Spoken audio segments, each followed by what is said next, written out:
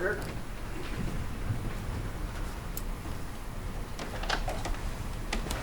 Now resume.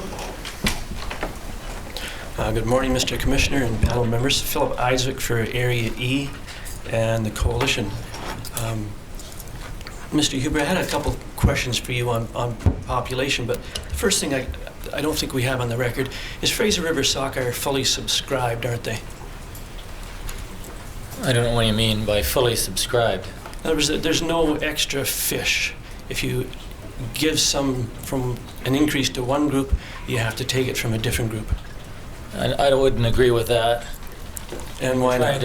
We're trying to manage stocks here, and we're trying to manage all stocks. So, if you're doing that properly, there are going to be some stocks that one might call surplus to the spawning grounds that could have been caught, but they can't because of management actions that are needed to protect the weaker stocks.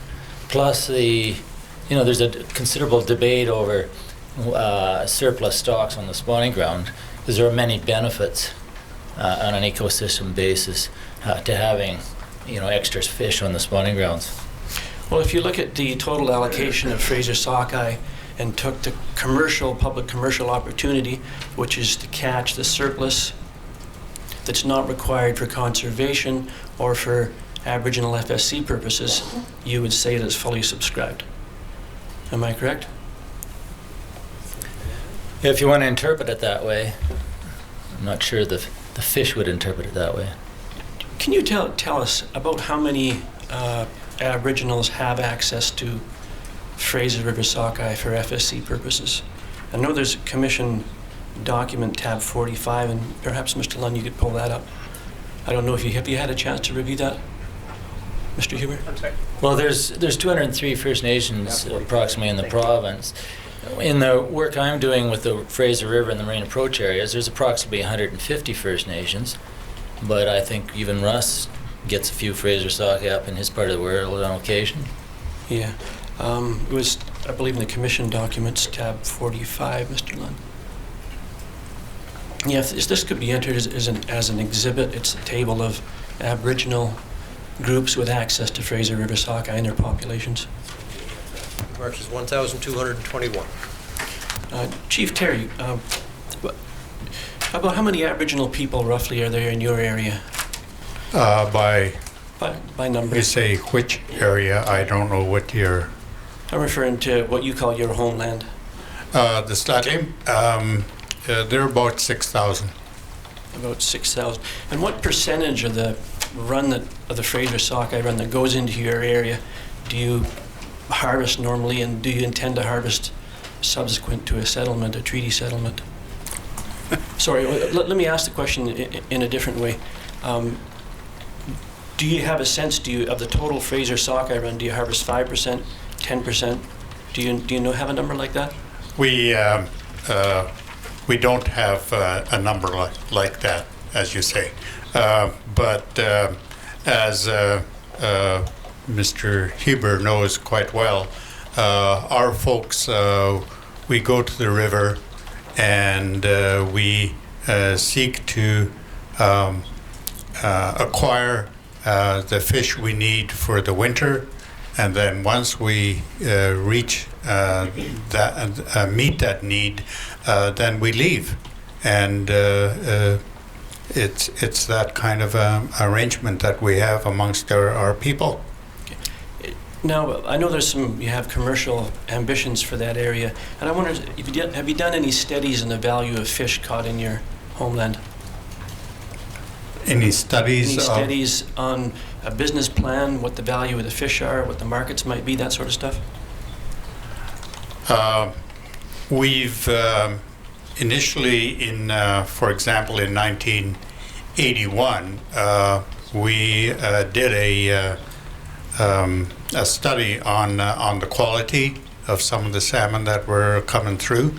That was the intent to get a value-added kind of an approach to within our area.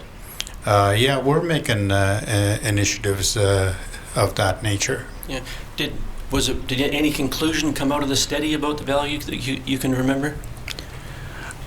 The value that, and some of the stocks, and they were quite different in different stocks that were coming to or through our area, and they were beginning to, in terms of looking at marine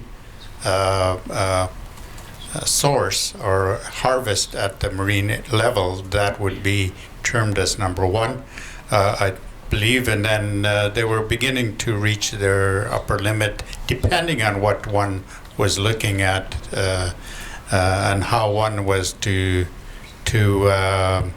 commercialize the catches that we're having. So it depended on what use we were making, or what kind of value added we were making of this of the fish.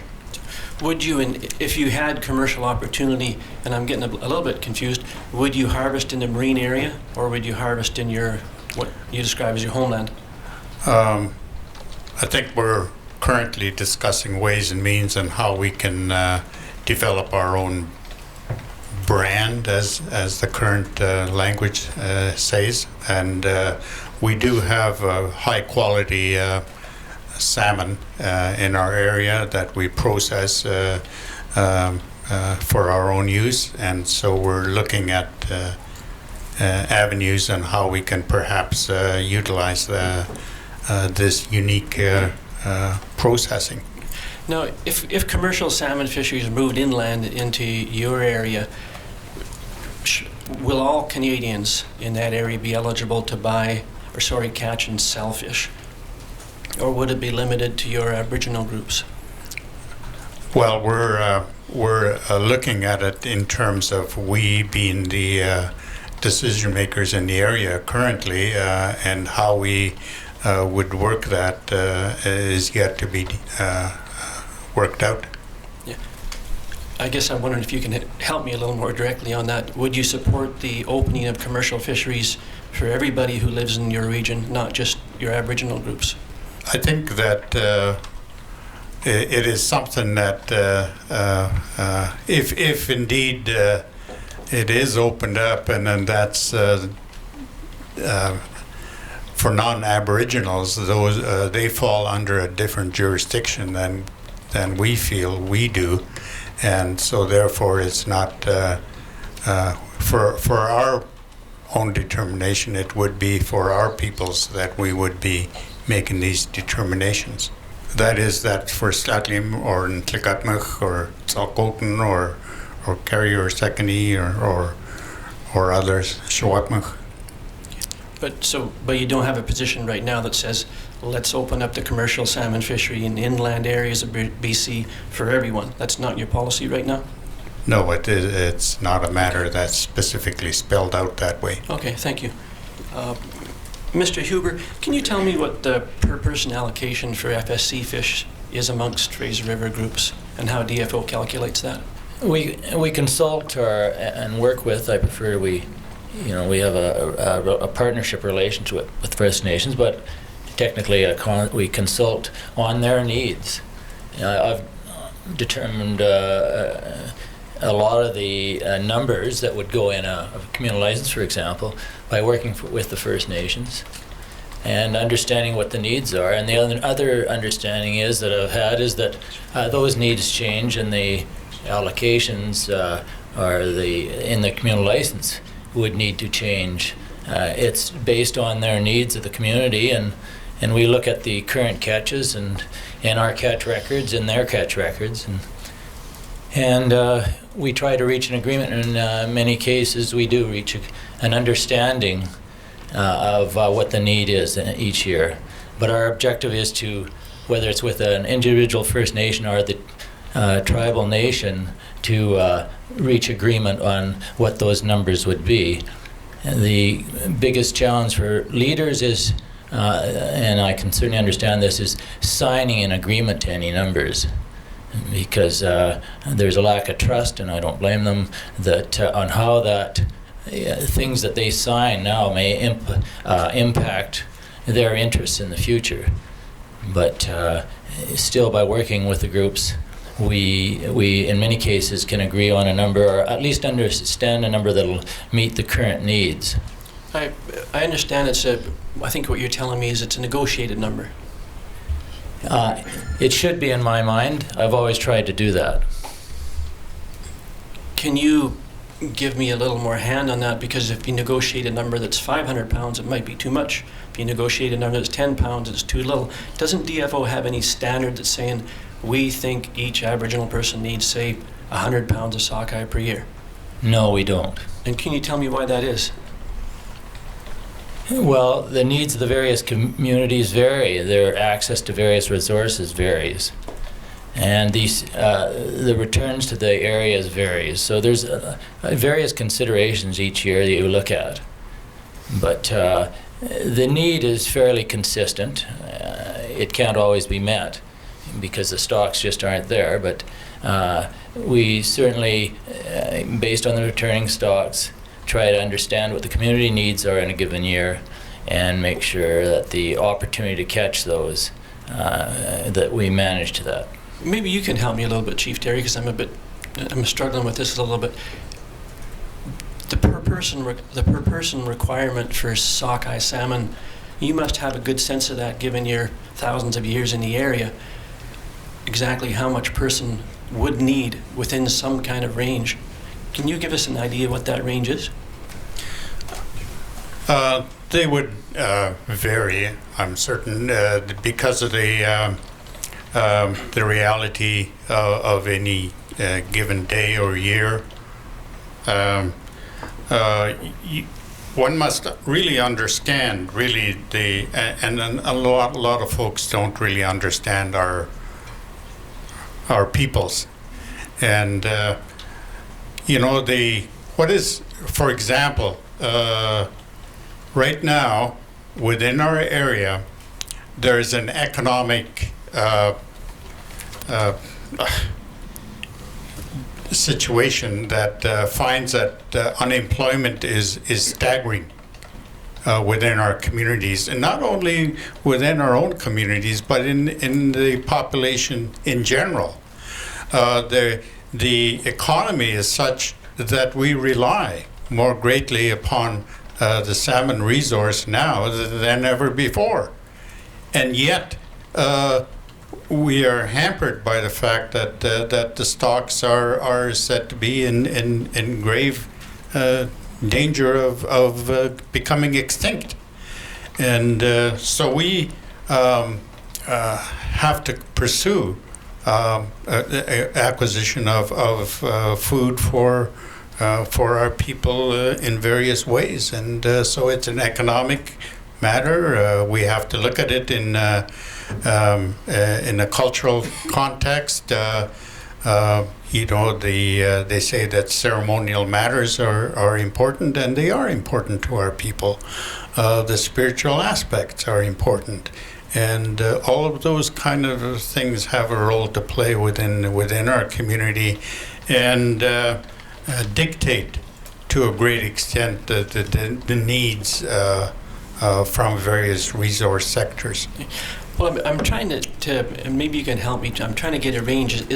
Is the number a pound a day, or is that too low? I mean, Mr. Heidsvik and Mr. Commissioner, we've done studies that where folks are trying to substitute, for example, how many fish do you eat per year or per week or per annum, and so that they can maybe substitute some chicken or something, or beef or something else to alleviate our situation there. But I think that's a question that we have to determine for ourselves. What is our need? For example, economically, a lot of our folks are unemployed, so therefore they're on welfare, and they're having to get by on, say, $200 a month per person, if the person is an individual, and then it escalates from there per family. And so therefore, how does one get by on what used to be $185 a month or $200 now, I believe has been raised, the welfare level. And so therefore, we need access to our fishery to augment our various needs. And how does one calculate that? That helps a lot. So what you're saying is then when you go to DFO, you say we need access rather than a number. Have I Sir, got we that right? don't go to DFO to a lot of times to be able to calculate these matters. The need is there, as I've expressed earlier, that our folks, when they go fishing, they are the ones that determine what it is that they're going to need for the winter in their calculation. Okay, that's pretty helpful. And my only point was, and I was trying to get at, is how does DFO plan on how much fish to deliver up the river, how much fish to put on the spawning grounds, how much fish to catch below, if they don't have a number? But I think you've resolved that. You just say we need to be open for fishing and have access to fish. Have I got that correct? That's right. And I think that we are the ones to determine when, who, how, where, and how much one needs to be able to get by in these areas. Thank you, Chief Cherry. Chief Jones, I have a couple of questions for you. And I was interested in your discussions on New Zealand and Bolt. And you mentioned that the commercial fishing component in New Zealand was settled. And you can correct me if I've got some of this wrong, but I just want to try and get a quick summary of it. And it was the Treaty of Waitangi that settled the financial fisheries component of that is what we're referring to when you talk about the New Zealand settlement, isn't it? I think the Treaty of Waitangi was back in the 1840s or so. So it recognized their right to fish, but it wasn't addressed until much later. That's right. And the settlement that you refer to was the recognition of this fisheries component of the Treaty of Waitangi from many years ago, and finally got settled about the 80s, didn't it? The 1980s, somewhere in there? I'd have to go back and look at the documents. Do you remember what specifically was in that? Because my understanding is they bought 50% of Sealord Fisheries and transferred it over to the Maori Fisheries Commission. Is that correct? I think that was a starting point. It had to do with the introduction of a quota management system in New Zealand, and the Maori challenged that in court, and then through negotiation, there was a agreement basically to provide a share to the Maori, and it was done through. Part of it was that purchase of Sealord, but it also was a certain percentage of existing quota fisheries, quota fisheries that were put in place by the government. So there was a recognition that quota system basically was affecting Maori interests in the fishery. I think that's helpful. I seem to remember that it was 10% of the quota fisheries and 20% of any new fisheries were developed. Do you remember that, or have I got that wrong? I don't remember the exact percentages. There is Andrew Day, as I mentioned, had done a report for our place at the table where he does lay out the history of that, and then also there is also a brief history in that the trajectory of Pacific Fisheries document that was presented as evidence earlier. Now, you're aware that in New Zealand that all commercial fishermen fish under the same rules and regulations? I think there's there is a commercial fisheries, and there's also traditional fisheries, so they're not under the same rules and regulations. And the traditional fisheries are non-commercial?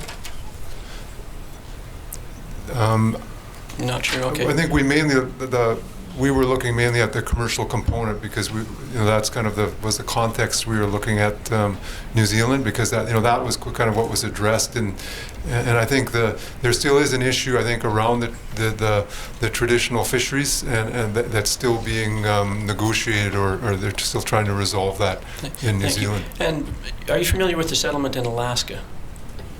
Yes, I am. Now, in Alaska, again, it was the government bought capacity for Aboriginal groups, and they extinguished the food fishery. There's no separate Aboriginal food fishery in Alaska anymore, is there? I'm aware that there's a subsistence, they call it a subsistence fishery. Yes, and open for all Alaskans, isn't it? I think it's open to rural Alaskans, and so that has been a court issue, because there are Alaska Natives who aren't considered rural. So I think that there has been issues around that as well. But I know, from my experience in Alaska, that a majority of fishers are Alaska Natives.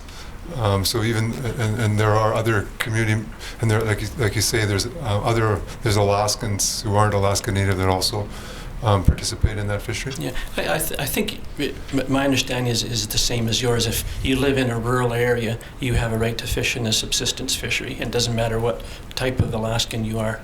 Is that correct? I think those are the Alaskan regulations, I believe. Yeah. Perhaps I can bring up in my list of documents, Mr. Lund, tab 90, quickly about the settlement on the East Coast following the Marshall decision by the Supreme Court of Canada. Again, their Aboriginal communities were bought into the fishery and fish under the same rules and regulations commercially as every other Canadian.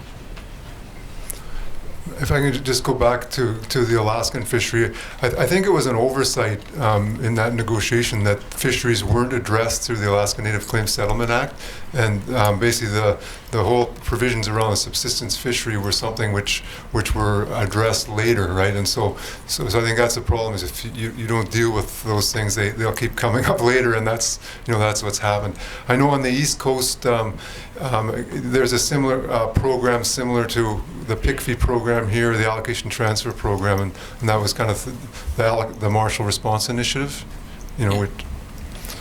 The last thing I want to bring up, there's an article here called The Hard Way, and if I could have this entered as an exhibit, Mr. Commissioner. Sorry, this is tab 93, is it? Tab 93 of our documents. That'll be exhibit 1,240. And the article that we're looking at is called The Hard Way. Mr. Commissioner, I wonder if, for the record, we could find out where this article came from, what this article is. I don't know it. If you look at the bottom of the page, Ms. Gardner, you'll see the West Coast Fisherman, December 1992.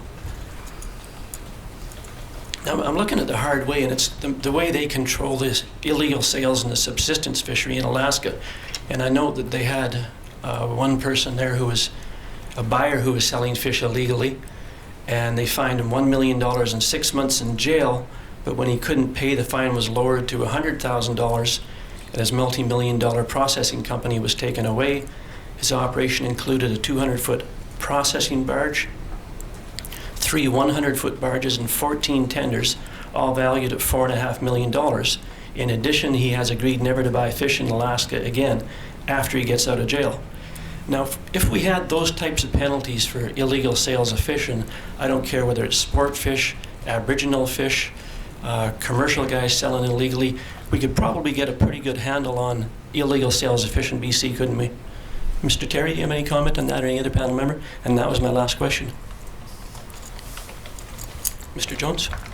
Yeah, I don't think getting a handle on it is kind of the way I'd put it, because I think it's enforcement is a major issue, particularly when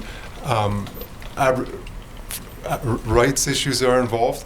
I mean, I agree in commercial fisheries where you have fishing under licenses, that enforcement is kind of an important part of it.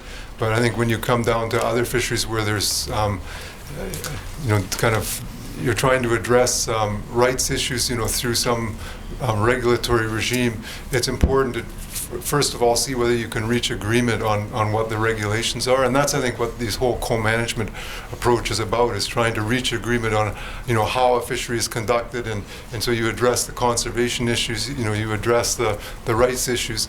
So I don't think just focusing in on the enforcement really is without context, gets at the heart of the issues or resolves the issues. Thank you. I'm out of time. Thank you for answering my questions, panel. Mr. Ryder, sorry. You did ask if any panel members had. Oh, I'm sorry. Did anybody else have anything they wanted to add on that? Maybe like In my determination, the matter would be irrelevant in terms of trying to charge an Aboriginal person, a Stattling person especially, in my territory, because we do have the right to take the fish, and what we do with it is to be determined by us. And if you're talking about a commercial enterprise that's under a different regime of permit or a license, then however whatever punishment there is there, then it may be determined through that particular process. But for us, I think it's a right that we have, and in terms of enforcement, our people know what is right and what is wrong, and we carry out our practices accordingly. Maybe I can have one follow-up. With reference to, say, the illegal sale of fish caught for food purposes or fishing during a closed time. That's really, we don't really accept that, and a lot of our folks feel that is wrongful to say that we are doing wrong by selling. Whose rules are we working under? And I think that's a question that continues to fester or continues to need dealing with. Mr. Huber and Mr. Todd, before I get out of here and I can let my friend stand up. You have anything to add? I would. That's the punitive, what you referred to, and an extreme one. Those aren't the normal situations we're dealing with. We're often dealing with small sales. Chief Terry has, passed on how it is with his community, and many are like that. So what we do try to do is reach agreements and understand the rules. And I've had many agreements. I've negotiated agreements all over this province, and there are rules. And when people break the rules, we try to, we build in mechanisms to deal with them. One that we've really invested in heavily with the department is restorative justice or community justice. So the idea there is that you do establish rules if they are, and they try to make sure the community understands them. And if often when they're jointly developed and you have community support, of course you have less offenders. And also the idea with restorative justice, community justice, is that you change the person's attitude, and you're not going through courts, you save money, and you change behavior, and you build relationships with the community members. So I prefer that in as much as we can, we take processes into account that change the way people behave, and going to court and getting a small slap in the wrist with a fine is the way it's been done in the past. That doesn't work, and it doesn't serve the long-term interests of the department or the community. Thank you. I've heard a lot of nonsense over the years about illegal sales of fish. What almost never comes up is the fact that the fish in question are caught in a fishery where the minister has determined that there is an allowable catch. The minister has opened the fishery. People have fished that fishery. They were legally harvested. So I don't think that in the vast majority of cases or instances where what is termed illegal sales of fish has anything to do with calling into question the sustainable or the sustainability of the sockeye salmon runs in the Fraser River. Mr. Commissioner, this is a very interesting subject that I would love to have more time to pursue, but I see my friend is standing behind me, and I'll leave it at that. Thank you. J.K. Lowe's for the BC Wildlife Federation and the BC Federation of Drift Fishers. Mr. Todd, in these vast number of cases where fisheries were open and fisheries were sold, did you happen to read the license conditions? I'm not involved in those fisheries, so no. And so as far as you know, those license conditions might have prohibited sale? I guess we're getting into the area now of, because of my work and association with First Nations, I think there's a very sincere belief and possibly some grounds, even under our current laws and the Constitution, that they have the right to do with the fish once it's caught that they wish to do with it. And I think Grand Chief Salteri and others have expressed that pretty clearly. Yeah, where do you get that opinion? Which opinion? That there's a strong belief in the right, that the right includes the right to some economic well-being. Yeah. Where do I get that opinion? I get that opinion from the people I work with, sir. Okay. I'm really more interested in Mr. Huber. Mr. Huber, you made a statement yesterday which I found, to say the least, interesting. And my note of that statement is, First Nations have rights, others don't. Do you stand by that statement? Well, I was taken out of context, and I should have been a little more careful of my wording. I was speaking. You sure should have. Yeah, well, I was speaking right before that about the food fish licenses that we issue. So I was talking specifically about the food fishery, and because I issued those licenses for years, I couldn't issue you one or myself one. I could only issue that to Aboriginal people, and that told me that they had a right that you or I didn't. Okay, so perhaps what you meant to say was that some Aboriginal groups have Aboriginal rights to fish for food, social, and ceremonial purposes, and non-Aboriginal people don't have that right. Is that a more accurate way of putting it? I should have reflected it that way. Yeah. I mean, what I certainly see here, people are very quick to take things out of context. Well, I don't think I took it out of context. Well, you did. I'm sorry. Right. So would you would agree with me then that non-Aboriginal people have, or the public of Canada have rights to fish? Obviously. Yeah, obviously. And indeed, I see that you are a recreational fisher. Very much so. Right. And you have a right to fish recreationally. I have a privilege. You have a privilege. And what is the source of that privilege? That's the laws in the country. No. Now, you've used the word laws and rights throughout your evidence, Mr. Huber. What is the source of your information as to what the law is governing the fishery, and in particular the Aboriginal fishery? Where do you get your information? The same place you do. We have policies, we have regulations, and we have court decisions. All right. And you say that the public right or the public fishery is based on privilege, do you, rather than a right?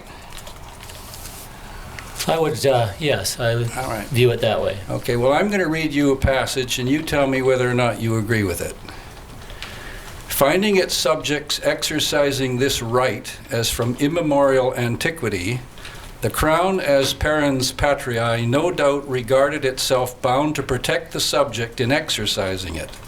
And the origin and extent of the right, as legally cognizable, are probably attributable to that protection, a protection which gradually came to be recognized as establishing a legal right enforceable in the courts. Do you disagree with that? Mr. Commissioner, he's asking Mr. Huber to comment on a clearly legal text and provide a legal opinion. I don't think this is appropriate.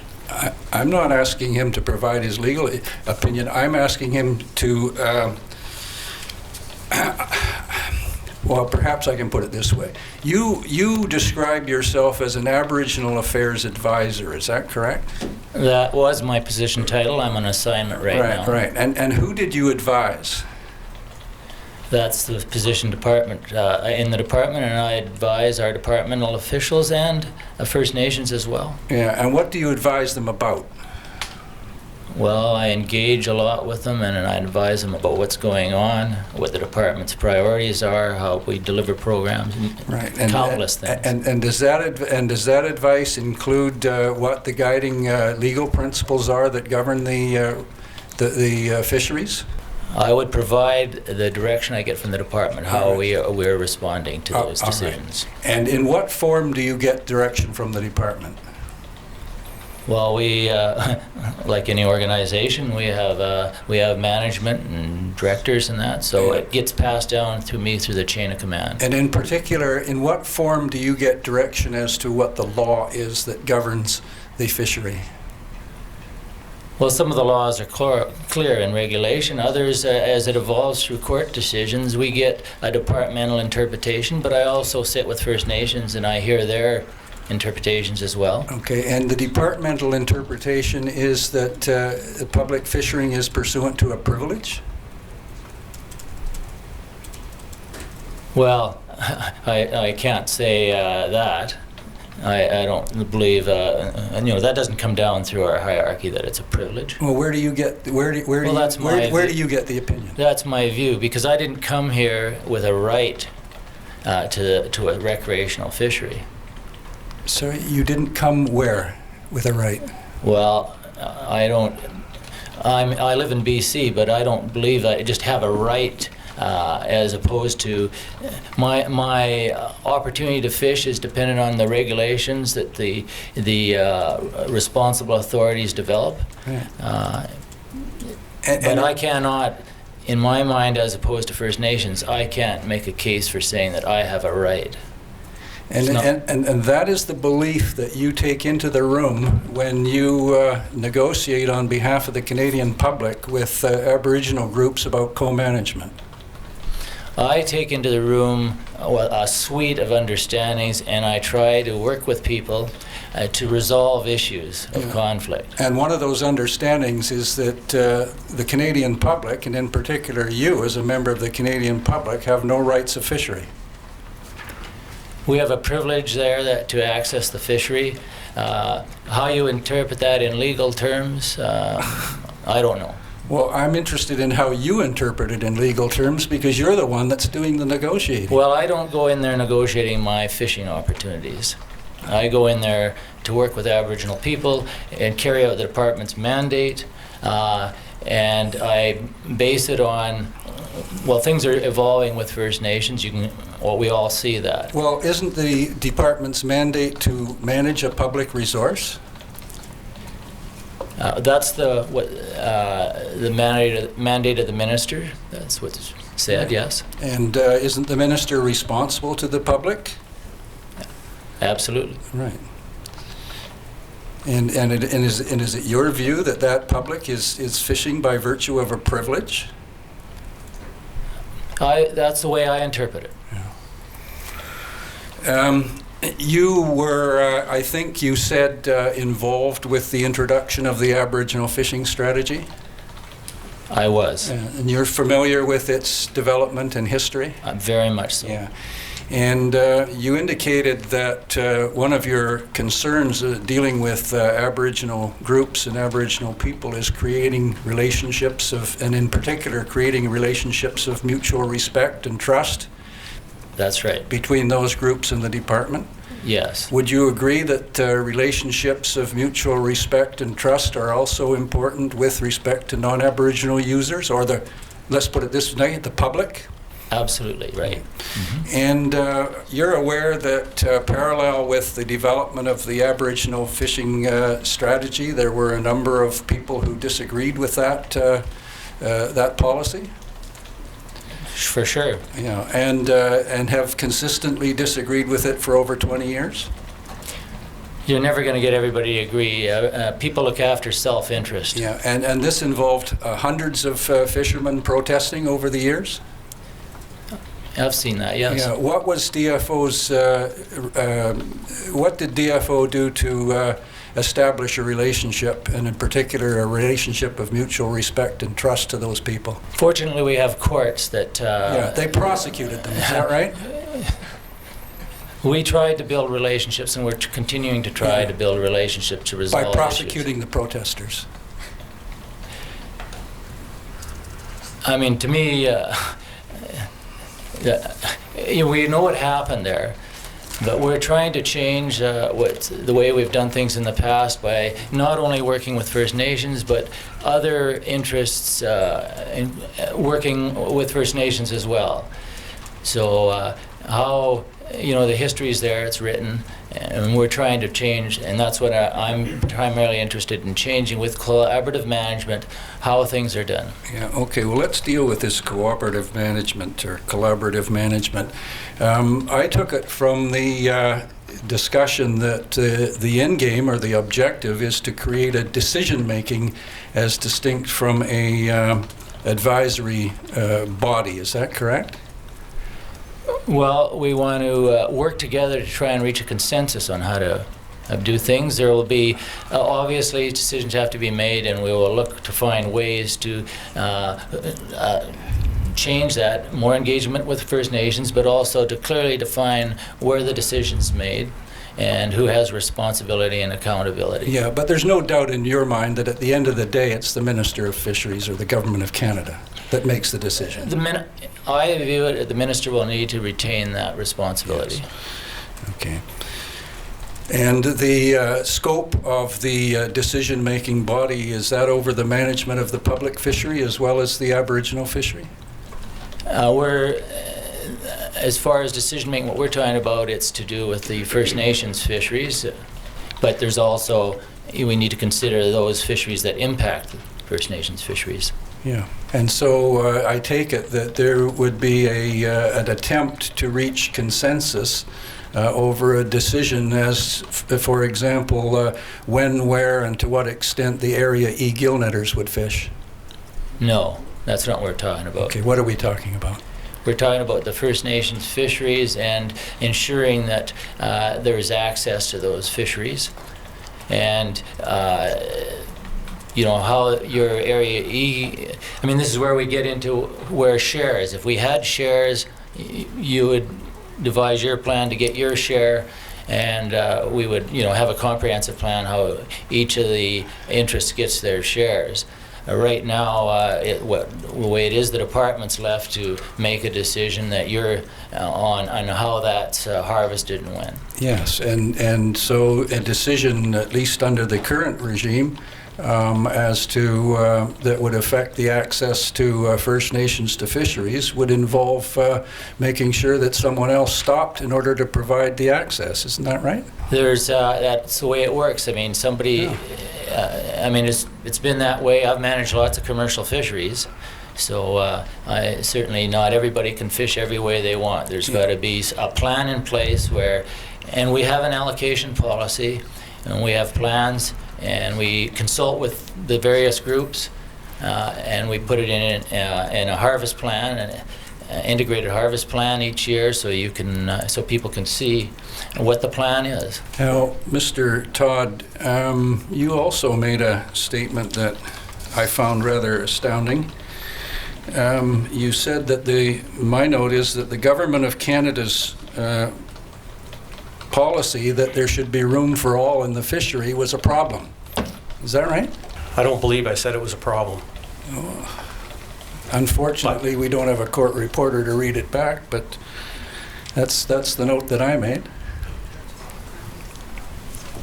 I think it's pretty clear from all kinds of testimony, as well as what all of us have seen over the years, that a blanket statement like room for all can imply that means everybody can take part in all fisheries, and that is obviously not the case. All right. So and under times where we have stocks threatened and some scarcity in many years, then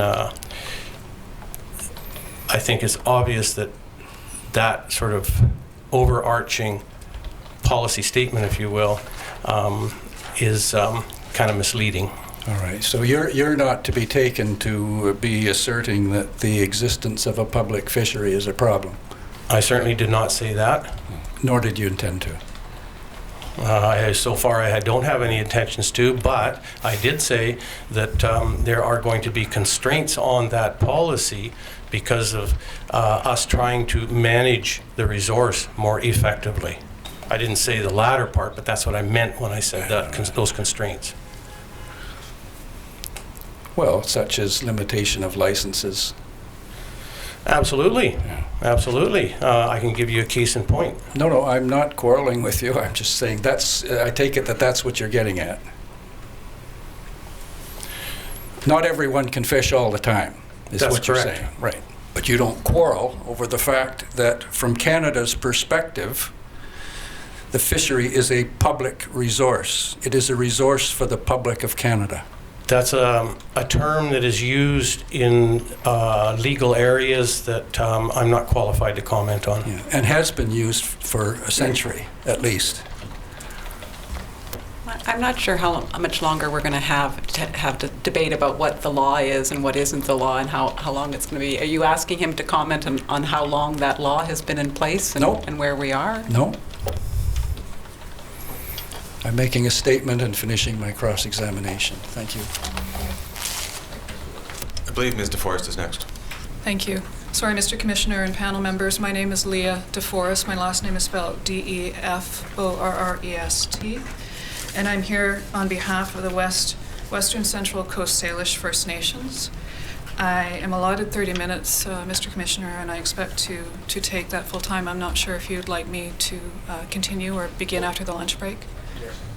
Mr. Commissioner, we are very tight for time, so I would suggest continuing using every minute we have. Thank you. Mr. Lunn, I provided you with a number of documents. If you could pull up exhibit number 493, please, or a listing of the documents I intend to refer to. Exhibit number 493, in particular page number 4, the recommendations. This is a question for Chief Jones, as well as Mr. Hubert and Grand Chief Terry, if you'd like to provide comment. I'd appreciate your comments as well. My question is that almost 7 years has elapsed since the recommendations found in this document were made. How has DFO responded to these recommendations? Mr. Jones, if you'd like to start. Chief Jones, if you'd like to start. Are you talking about all the recommendations, or? Yes, in general. What I'm trying to get at is if these recommendations had any impact on DFO's approach. Yes, I think they did. There was a Pacific Fisheries Reform Policy, which was there was some public dialogue on that, and that was put in place. And then following that, there was a Pacific Integrated Commercial Fishery Initiative, which and I think it only responded to some of these issues. Okay. So I think it was as I mentioned before, a first step at addressing the second recommendation around allocating more fish to First Nations. I think there was some co-management elements to the PICFI program, which have been trying to address some of the co-management issues or the food social ceremonial issues. But I think some of them have. It's just been a start, and I think there hasn't been a lot of progress in some areas, or we're still at a point where we haven't seen results, I guess you'd say. I think certainly on the issue 4, the Aboriginal right to manage fisheries, I'd say there's been some discussion of co-management, but that certainly hasn't been something which has been addressed at all. And I just say, in the case of the relationship between the U.S. tribes and the federal government, those have been quite important. Those kind of policy statements, around, recognizing the rights of I don't think it was rights to manage, but it was a self-government kind of along those lines.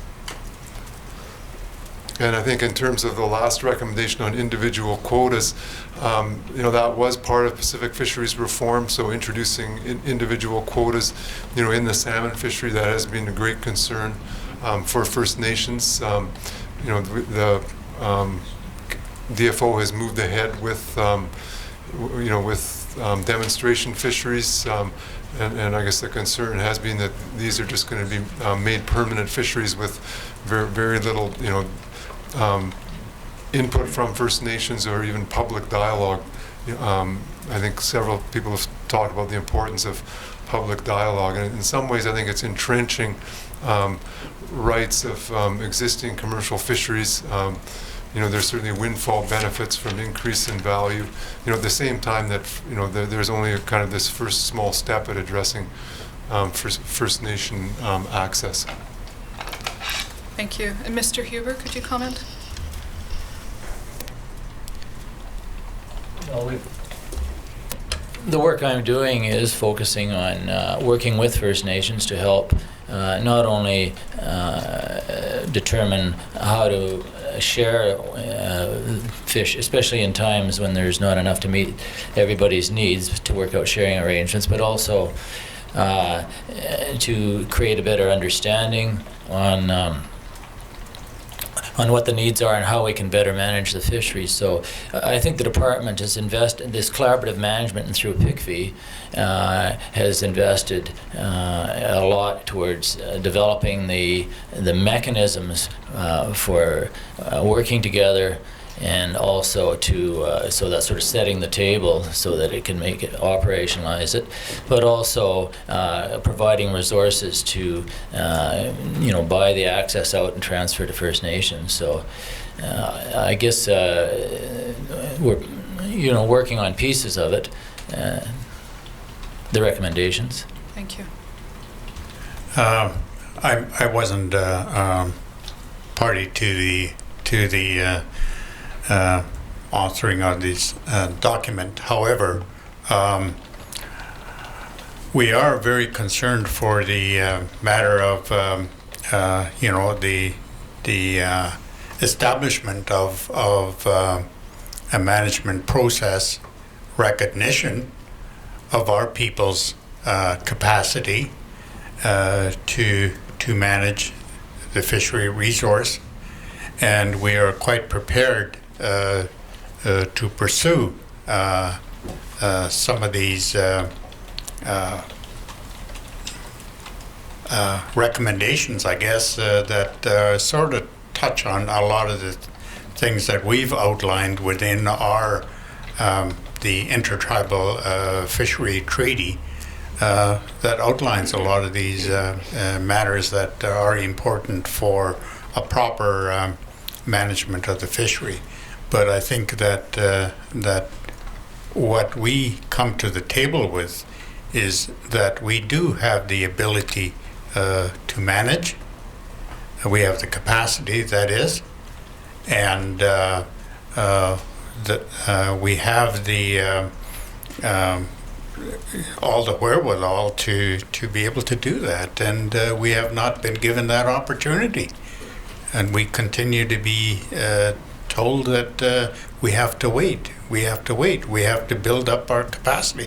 What I would challenge the government of Canada that perhaps they don't have the capacity to come to our table to be able to talk about how it is that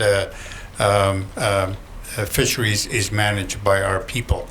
And maybe it's a constraining by the process that they have to abide by, and we say that much of the matters that were discussed in earlier discussions are matters that haven't been dealt with in terms of lands and resources.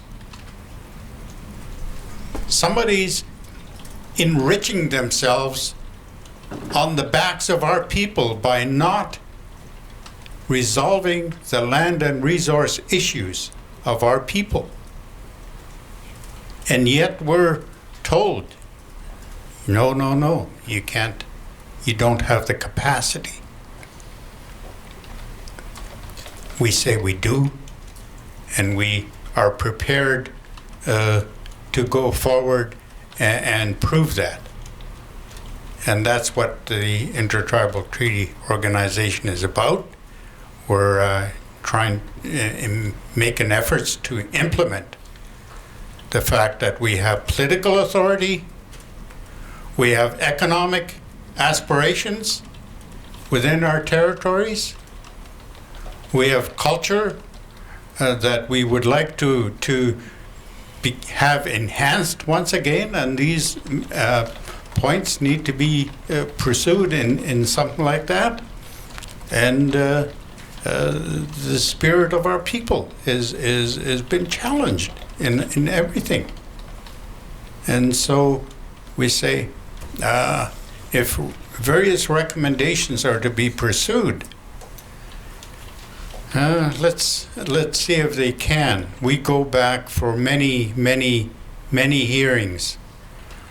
I participated, for example, within the Penner report, talking about jurisdiction, authority, or governance. That is paramount. If you don't have governance, there's no point in continuing on.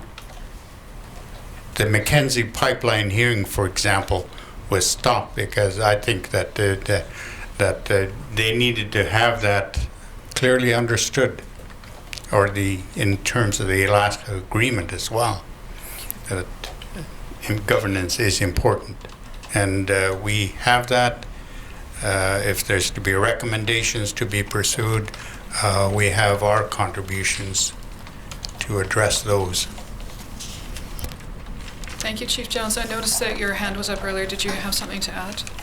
I just wanted to add on the 6th recommendation, which mentions the CAP decision. There was concern at the time that because the department stopped issuing licenses for pilot sales, but basically that case went through appeal, and the courts ruled, that there was a legitimate objective, for Department of Fisheries and Oceans to make allocations, to First Nations for commercial purposes, but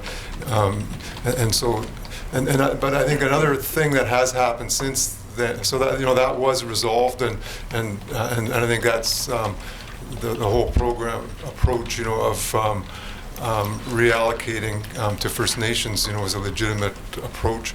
The other thing was around an integrated commercial fishery, this whole idea of room for all, that was brought up earlier.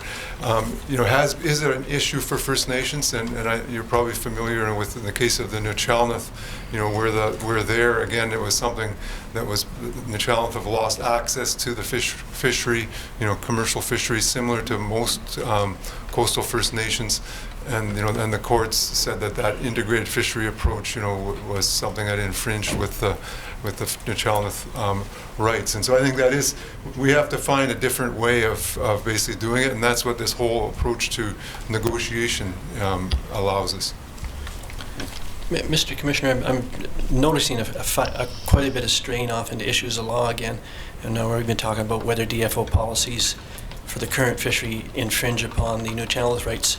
And I know there's some sensitivity about discussing issues of law, and I just think that, thank you. Thank you. I won't pursue that any further. Mr. Commissioner, I'm in your hands with respect to... Thank you. Hearing is now adjourned until 2 p.m.